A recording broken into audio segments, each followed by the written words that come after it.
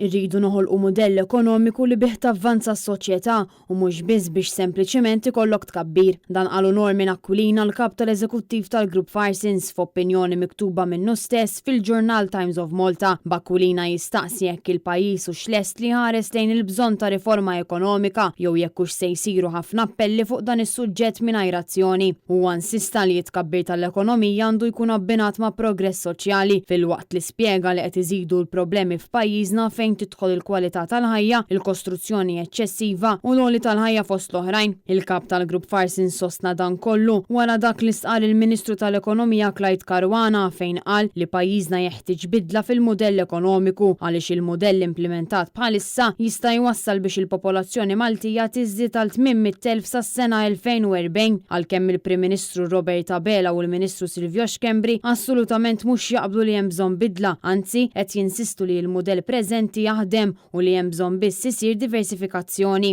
Norman Aquilina min-naħa tiegħu qal li għandna nħarsu lejn viżjoni ekonomika bi gvern li jkun orjentat aħjar biex jilħaq il-miri ekonomiċi tiegħu. Irrefera wkoll għal ħtieġa li l-liġijiet jiġu emendati fejn hemm bżonn u filwaqt li tkellem dwar il-bżonn li xorta ninvestu f'sistemi awtomatiċi u fit-teknoloġija avvanzata, il-kap eżekuttiv ta' Parsons stenna li l-ekonomija għandha tkun abbinata ma' dak li għandha bżonn is-soċjetà sabiex verament pajjiżna u anke n-negozji jibbenefikaw minn din il-bidla.